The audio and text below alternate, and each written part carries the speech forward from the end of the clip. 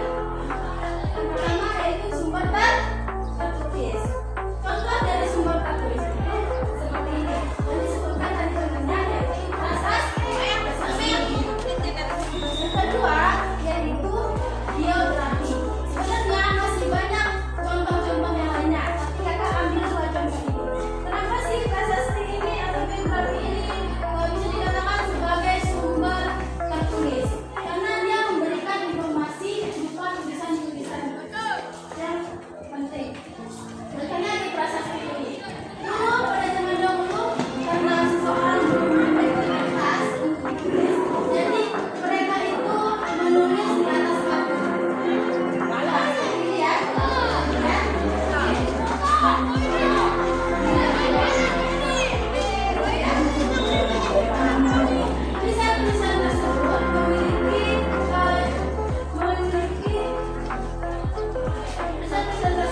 memiliki informasi-informasi penting di dalamnya. Kemudian juga ini biografi, terakhir biografi dari Rasulullah. Kita mengetahui bahwa ternyata Rasulullah itu dulunya wafatnya tahunnya tanggal segini loh, lahirnya tanggal segini loh. Dari tulisan-tulisan ini kita mengetahui informasi-informasi tentang dulu. Nah, itu adalah salah satu jenis dari sumber tertulis. Sekarang ngerti?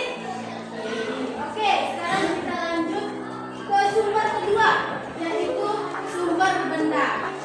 Nah, sumber benda apa sih yang dimaksud sumber benda? Atau ada yang kalian tahu nih? Sumber benda itu seperti apa? Besi. Nah, sumber benda itu adalah sumber benda itu adalah peninggalan masa lalu yang berbentuk fisik yang bisa dilihat, disentuh, dan diteliti. Contohnya, ini dikatakan di contohnya seperti candi, contohnya seperti candi Borobudur atau patung dan piramida. Ini adalah sedikit kecil contoh dari sumber benda. Kenapa sih seperti candi ini dikatakan sebagai sumber benda? Karena dia menyimpan cerita-cerita masa lalu yang bisa dikatakan sebagai sumber pengetahuan. Contohnya bisa, ternyata candi ini dulu pada zaman dahulu orang-orang membuat candi ini untuk benda. Itu adalah cerita kecil yang terbuat dari candi ini. Kalian mengerti? Cara ketiga yaitu tentang sumber lisan. Lisan itu apa sih? Nah, sumber lisan itu cerita masa lalu yang didapat dari seseorang, di mana orang itu mengetahui atau terlibat pada zaman tersebut, sehingga mereka mengetahui informasi-informasi zaman dahulu. Contohnya seperti ini.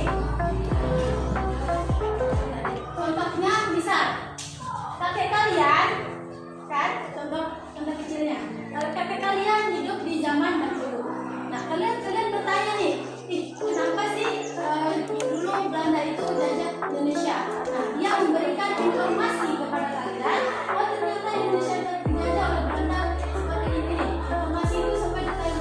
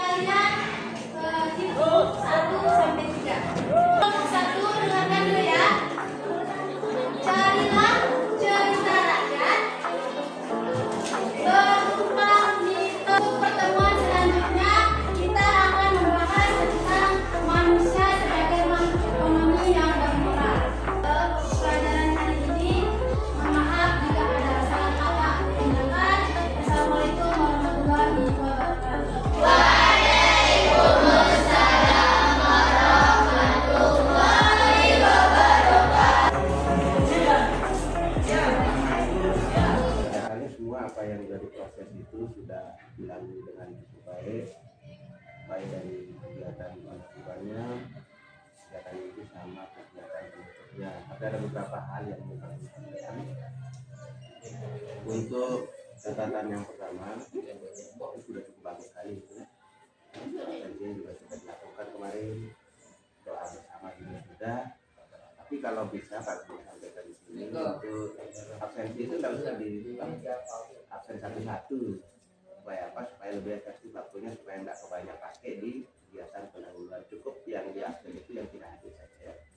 Terus sama doa juga kan nggak perlu panjang-panjang, doa itu sebetulnya dalam hati atau doa secara verbal boleh, tapi pendek-pendek saja. Boleh verbal, boleh dalam hati. Terus untuk speaking-nya udah bagus sekali, lebih bagus seperti itu. Speaking itu bisa dilakukan pada saat di awal, supaya apa? Tujuannya itu supaya tidak putus nanti pada saat kita menyampaikan materi. Itu bagus sekali itu untuk memotivasi siswa. Apalagi kalau speaking itu ada korelasinya dengan hal-hal yang berkaitan dengan materi. Pertanyaan romantik juga udah bagus sekali, ya. Itu sudah. Tapi kalau bisa pertanyaan romantik itu dibarengi dengan penjelasan yang secara mendetail lagi oleh guru, walaupun secara spontanitas itu materi cukup bagus itu udah perlu diperhatikan dengan penyampaiannya, jangan terlalu cepat saja. Bisa. Karena namanya siswa itu kemampuan daya tangkapnya beda-beda, ada yang cepat, ada yang enggak, itu sebenarnya udah luar biasa, bagus sekali.